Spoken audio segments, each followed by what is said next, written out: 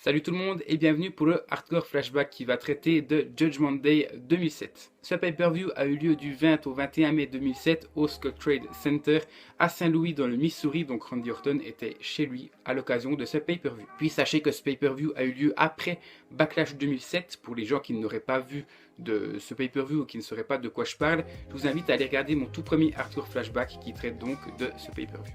Et puis dernier point, sachez que tout ce qui est autour, donc le fond a changé parce que ça va en lien avec le Over the Results et que en dessous il n'y aura pas les photos comme le Over the Results mais il y aura des highlights, donc les meilleurs moments de ce pay-per-view. On va donc débuter directement avec le premier match de la soirée qui voyait Ric Flair s'opposer à Carlito. Donc j'adore ce genre de match là, sauf qu'il y a un gros défaut. Ce match là, on va en voir plusieurs durant toute la soirée parce que c'était un petit peu la mode à cette époque des storylines mentor contre rookie. Il faut savoir que Carlito s'est retourné contre Ric Flair qui était son mentor quelques semaines auparavant. Et donc on se retrouve avec un mec qui est jeune, qui a gagné le titre intercontinental quelques années avant pour son premier show à la WWE qui est Carlito. Donc Carlito, il a cette espèce de fougue, cette espèce de jeunesse qui le fait aller vraiment rapidement, qui a envie de montrer à son supérieur, si on veut bien à son mentor, en tout cas son ex-mentor, qu'il sait vraiment catcher, qu'il n'est pas vraiment un bon à rien et que même Ric Flair pourrait sembler être dépassé vu que Ric Flair était le face et Carlito était le heel. Puis d'un autre côté on a Ric Flair qui a donc l'expérience. Il veut montrer quand même qu'il ne faut pas se rebeller comme ça, c'est bien de montrer ce qu'il faut faire, mais il ne faut pas non plus manquer de respect aux anciens. Donc voilà, on se retrouve maintenant avec un Carlito contre Ric Flair. Comme je les aime bien les deux, Carlito c'était un lutteur que j'appréciais énormément avant qu'il se peigne comme Adolf Ziggler actuellement.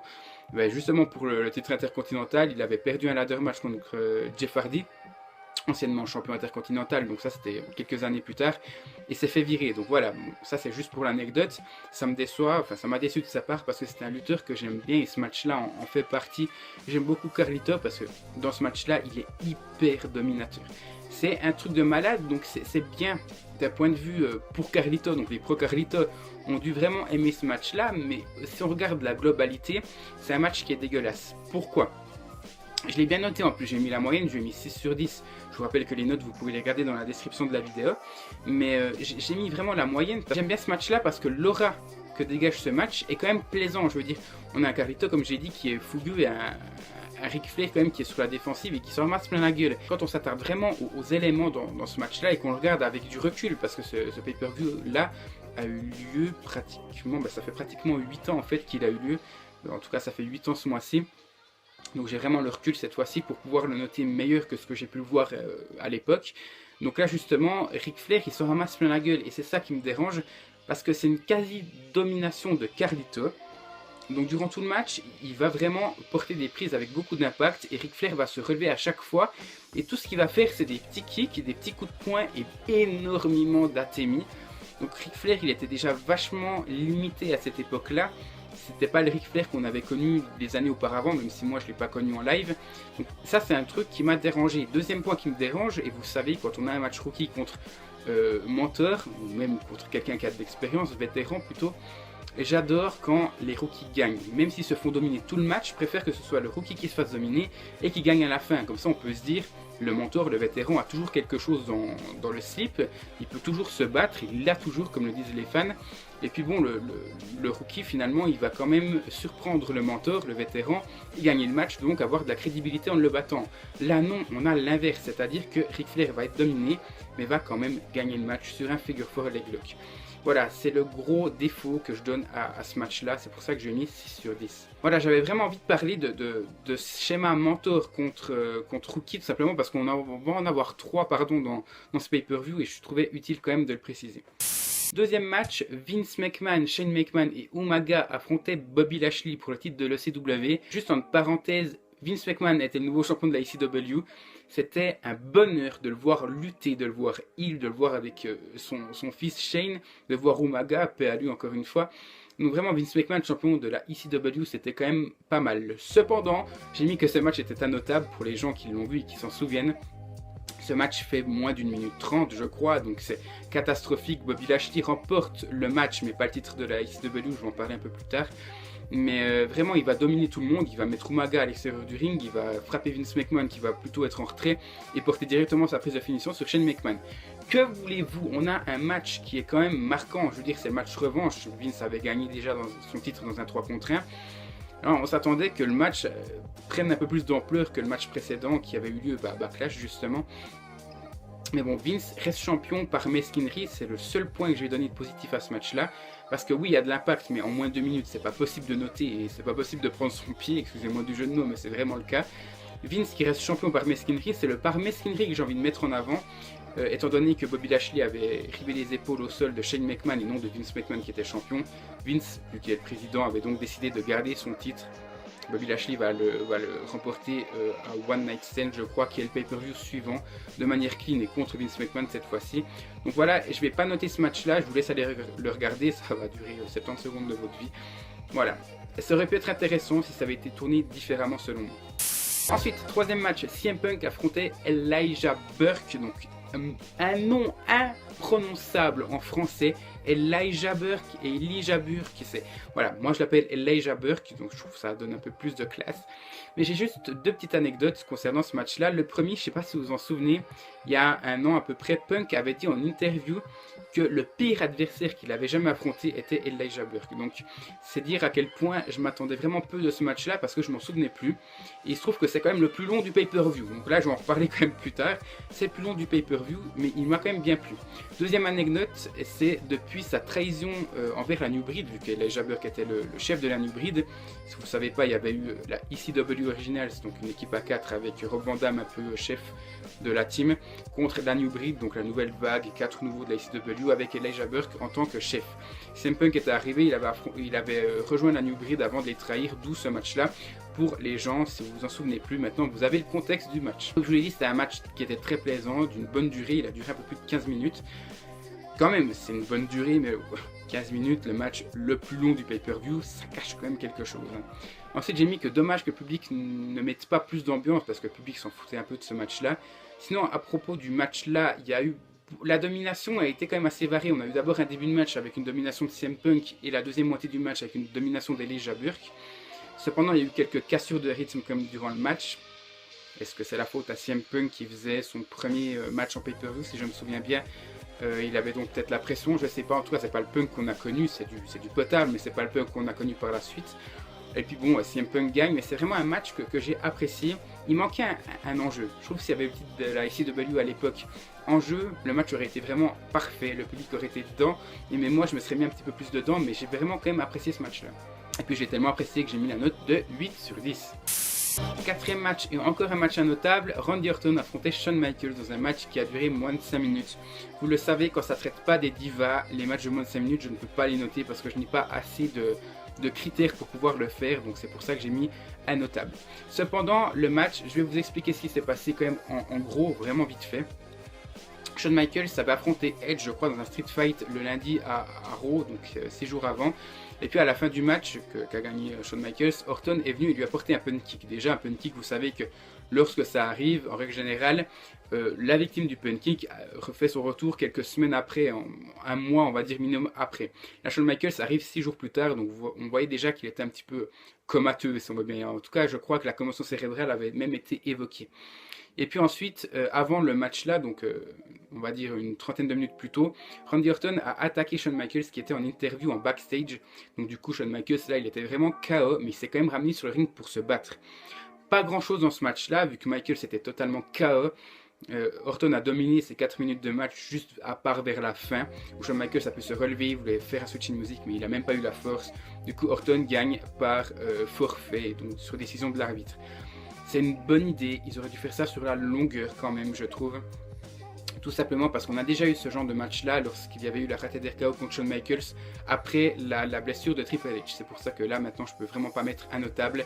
Surtout que là, on a un lutteur qui est, en guillemets, scénaristiquement absent. Shawn Michaels ne montre rien, donc il n'y a qu'un lutteur sur ring. Je ne peux pas faire plus un notable. Cinquième match, Lensked et Trevor Murdoch affrontaient les champions par équipe qui mettaient donc leur titre en jeu, les Hardys. C'est un match qui est très plaisant selon moi, tout simplement parce que on a encore une fois ce match rookie contre mentor, si on veut bien. Les Hardys Et en tout cas, Lionsgate et Trevor Murdoch se montraient beaucoup de respect dans ce match-là. Bon, après, par la suite, on va se rendre compte que Cade et Murdoch jouaient à un jeu et qu'ils faisaient semblant de faire un face turn, si on veut bien. Et puis finalement, ils sont restés heal, donc c'était une meilleure manière de leur prendre les titres. Je crois que ce sera à One Night Stand ou à Night of Champions, donc un ou deux pay-per-view après. Mais en tout cas, on a vraiment les jeunes contre les mecs avec de l'expérience, même si les Hardys ne sont pas très vieux. Donc comme j'ai dit, on a d'un côté expérience et agilité, et d'un autre côté jeunesse et brutalité. Ce contraste entre les deux côtés est plus marqué que dans le match Flair contre Carlito. Donc ça m'a plu. Parce que Cade et Murdoch, je vous rappelle, je les aimais pas il y a 8 ans, mais je les adore maintenant en les revoyant.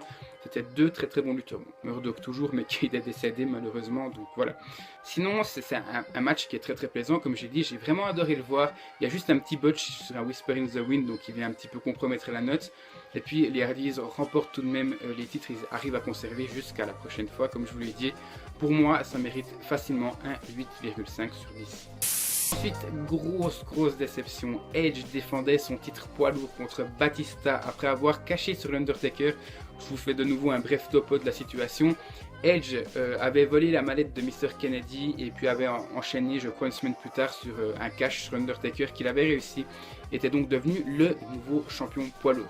Batista et Taker s'affrontaient déjà à WrestleMania pour avoir le titre. Taker l'avait gagné justement lors de WrestleMania.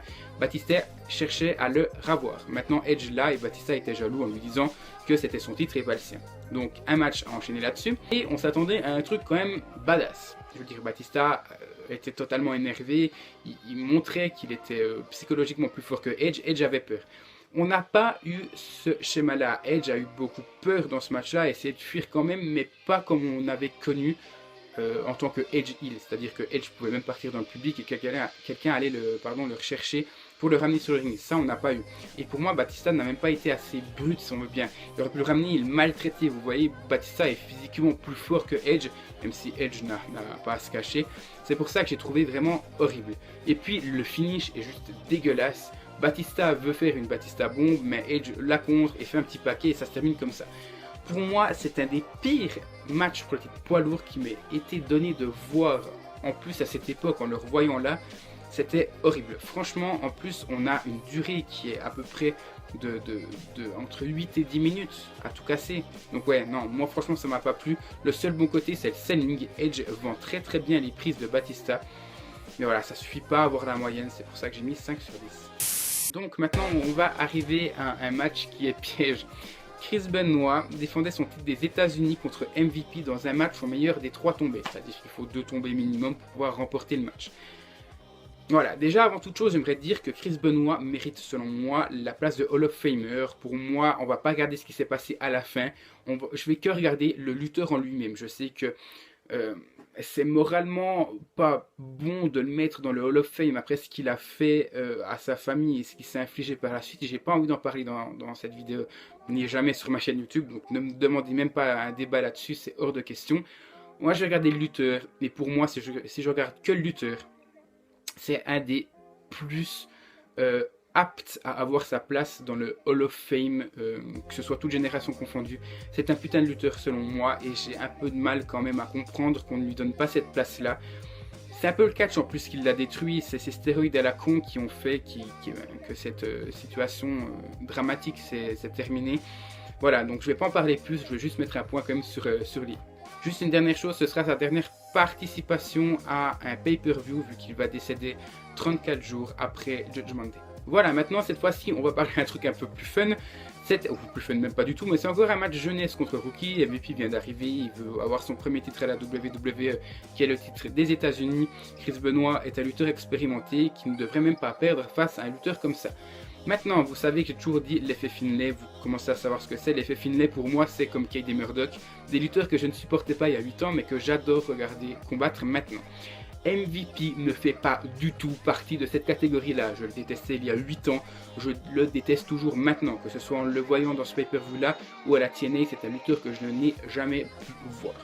Donc le voir gagner 2-0, oui je spoil en guillemets le résultat dès le début de mon analyse, le voir gagner 2-0 contre Chris Benoit, même s'il joue sur une blessure à la cuisse, ça me dérange. Qu'il gagne le titre c'est une chose, qu'il le gagne avec un 2-0 dans un match au meilleur des 3 tombés, je crois que c'était la première fois qu'ils s'affrontaient, ça me pique, vous voyez, ça me pique là, tout ce qui est ici, j'ai des nausées là, j'aime pas trop, vous voyez. Donc moi, j'avais complètement oublié cette situation. Je crois que c'est la deuxième fois que je vois ça depuis que je regarde le catch. Je crois qu'on avait eu un Cesaro contre Ziggler il y a quoi, l'année passée, il y a pas si longtemps que ça. J'aime pas les 2-0 dans un match au meilleur des 3 tombés. Voilà. Cependant, c'est quand même un match très plaisant qui est vraiment axé sur une blessure qu'a Chris Benoit. Voilà, je peux pas vraiment pénaliser ce match-là. J'ai mis 6,5 parce que oui, beaucoup de choses m'ont déçu à travers ce match-là. Le rythme est pas des meilleurs. Voilà, je le dis clairement. Mais ce match m'a quand même un minimum plu. Juste le résultat pour moi qui est catastrophique et le rythme qui pourrait être beaucoup mieux. Et puis on enchaîne avec le main event. John Cena défendait son titre de la WWE contre The Great Khali. Donc après Umaga, après Bray Wyatt, avant Bray Wyatt, avant Rusev, il y avait eu aussi The Great Khali qui était là depuis plus d'1 an et qui n'avait jamais perdu par soumission ou par tombée. Donc oui, voir un match qui dure 8 minutes en main event d'un pay-per-view avec le champion qui va être champion pendant plus d'1 an et avec un mec qui avait une streak qui était badass, qui était crédible comme jamais depuis plus d'1 an également, oui, ça me dérange de voir un main event de pay-per-view qui dure 8 minutes pour arriver sur une soumission. Première soumission du match qui est réussie de la part de John Cena avec un Khali badass comme jamais qui va abandonner. Donc oui, j'ai été très déçu, j'ai mis la moyenne 6 sur 10. Le match est presque bon en fait, parce qu'on se retrouve avec un Khali qu'on n'avait plus l'habitude de voir et avec un Cena que je me souviens détester encore. Donc oui, c'est un match qui était correct. S'il avait duré 20 minutes, avec une disqualification au bout, ça m'aurait beaucoup plus plu. Maintenant, concernant le match, le contenu du match, le rythme, faut aller s'y attendre. Hein. Avant le match, je l'avais prédit moi dans ma tête. On n'a pas de rythme, on a un Khali qui est très lent, donc forcément il va y avoir beaucoup de cassures de rythme. Maintenant, il y a eu un botch. Donc le pied de Khali au moment du STF qui touche la corde, mais l'arbitre ne le voit pas. Normal. On a un Khali qui a quand même beaucoup d'impact, ça c'est un point positif. Donc vous savez, Khali avec ses chops qui foutaient, c'était sa prise de finition, ça avait quand même beaucoup d'impact. Et puis faut dire que j'avais aussi encore une fois confondu, comme quasiment tous mes hardcore flashbacks, avec un autre match, le match de One Night Stand, le False Count Anywhere. Voilà. Je pense que je vais arrêter de me souvenir des matchs qui ne sont pas les bons parce que après ça descend la note. Je suis désolé, c'est un peu subjectif, mais c'est le cas. Voilà. J'ai mis 6 sur 10, un match de 8 minutes en main event, d'un pay-per-view 6 sur 10, je suis beaucoup trop généreux. Donc les calculs, il n'y a que 6 matchs de notés, ça fait 40 points, donc 40 divisé par 6, ça fait 6,6 sur 10, qui est, si on compte mon Night of Champions 2013, c'est la deuxième plus mauvaise note que j'ai jamais donnée sur ma chaîne. Ça fait un 3,3 sur 5, ce qui est beaucoup trop élevé pour ma part, ça fait un 3 étoiles. Voilà, 3 étoiles pour un pay-per-view comme ça, je me trouve généreux, mais vous dites-moi ce que vous en avez pensé, si vous vous en souvenez. En revoyant d'ailleurs les meilleurs moments en bas, dites-moi si vous semblez que ce pay-per-view a été bon, et puis n'hésitez pas à me dire si vous avez aimé cette vidéo, n'hésitez pas à la liker, à vous abonner à la chaîne si ce n'est pas encore fait. Et puis nous, on va se retrouver pour le prochain Hardcore Flashback, qui sera sur les Survivor Series 2012 parce que ça a été publicité lorsque j'avais fait le petit sondage. Voilà, on met un peu de côté l'année 2007 pour mettre l'année 2012 un peu plus en avant et puis je pense que beaucoup de personnes se souviendront beaucoup plus de ce pay-per-view là que de celui que je viens de vous présenter. Voilà, merci d'avoir suivi cette vidéo et à tout bientôt.